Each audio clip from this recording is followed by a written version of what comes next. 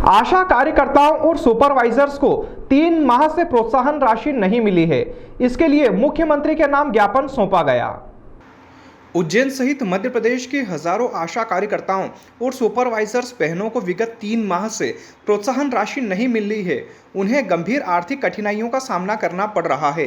यह प्रोत्साहन राशि ही उनके और उनके परिवार के जीवन यापन का मुख्य आधार है। आशा कार्यकर्ता एवं सुपरवाइजर्स कर्मचारी महासंघ मध्य प्रदेश की प्रदेश संगठन महामंत्री सुमन पटेल ने बताया कि प्रदेश की किसी भी आशा कार्यकर्ता या सुपरवाइजर को मार्च से मई तक का प्रोत्साहन राशि नहीं मिली है, जिससे उनका मनोबल प्रभावित हो रहा है। यह स्थिति न केवल असमानता को दर्शाती है, बल्कि स्वास्थ्य सेवाओं में उनके अमूल्य योगदान के प्रति अनदेखी भी प्रतीत होती है। सुमन पटेल ने बताया कि कलेक्टर रोशन कुमार सिंह को मुख्यमंत्री डॉक्टर मोहन यादव के नाम ज्ञापन सौंपकर समस्या से अवगत कराया गया है। ज्ञापन के माध्यम से मुख्यमंत्री से इस विषय को अत्यंत गंभीरता से लेते हुए शीघ्र समाधान सुनिश्चित करने का आग्रह किया गया है। उन्होंने कहा कि आशा कार्यकर्ता और सुपरवाइजर्स बहनों की आर्थिक स्थिति स्थिर हो सके और वे अपने कार्य में पहले की तरह समर्पित बनी रहे, इसके लिए प्रोत्साहन राशि का भुगतान शीघ्र करना आवश्यक है। सुमन पटेल ने आगे कहा कि आशा कार्यकर्ता और सुपरवाइजर बहनें स्वास्थ्य सेवाओं में महत्वपूर्ण भूमिका निभा रही है और उनके योगदान को कभी भी नज़रअंदाज नहीं किया जा सकता है। उन्होंने सरकार से आग्रह किया है कि वह आशा और सुपरवाइजर बहनों के हितों का ध्यान रखते हुए शीघ्र प्रोत्साहन राशि का भुगतान सुनिश्चित करे। इसी बीच आशा और सुपरवाइजर्स बहनों ने सरकार से मांग की है कि उनकी प्रोत्साहन राशि का भुगतान शीघ्र किया जाए, ताकि वे अपने परिवार का पालन पोषण कर सके और स्वास्थ्य सेवाओं में अपना योगदान जारी रख सके। मांग हमारा 3 महीने से आशा कार्यकर्ता को कोई मानधन नहीं मिल रहा है।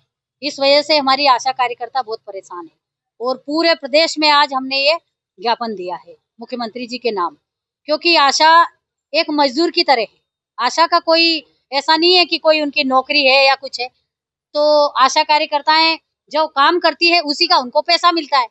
जब ये 3 महीने तक इनको पैसा नहीं मिल रहा, ये अधिकारियों से बोलती हैं कि भाई हमको पैसा ही नहीं मिला तो हम कुछ और काम करें, तो अधिकारी बोलते हैं आप लिख के दे दो कि हम ये काम करना नहीं चाहते।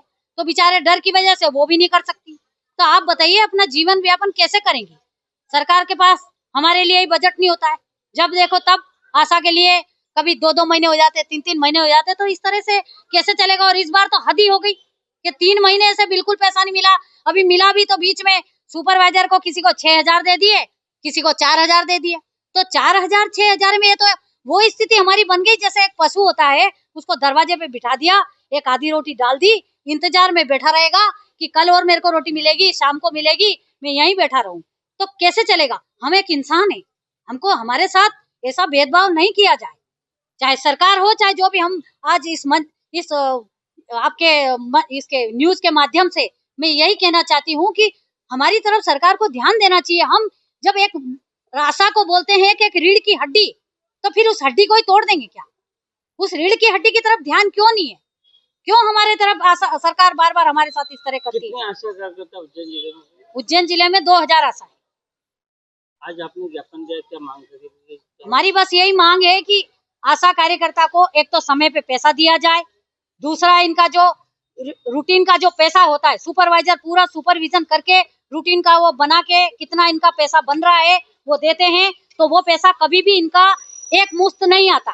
किसी को 200 रुपए दे दिए, आज 200 रुपए आ गए, कल 500 रुपए आ गए, दूसरे दिन 600 रुपए आ गए, किसी दिन 2000 आ गए। इस असमंजस में हमारी आशा इतनी पढ़ी लिखी भी नहीं है कि वो अपने पैसे का आंकलन कर सके। आशा एक तरह से उनको गुमराह कर दिया गया है। इसलिए हम माननीय मुख्यमंत्री जी से निवेदन करते हैं, वो मेरे विधायक भी हैं, हमारे क्षेत्र के हैं और हमारे मुख्यमंत्री भी है, और हमारे लिए वह गर्व की बात है कि वो हमारे उज्जैन के हैं। हम सब बहनें उनसे आग्रह करती हैं कि जल्द से जल्द हमारी समस्या का समाधान करें। आपका नाम? मेरा नाम श्रीमती सुमन पटेल, आशा एवं सुपरवाइजर कर्मचारी महासंघ की महामंत्री।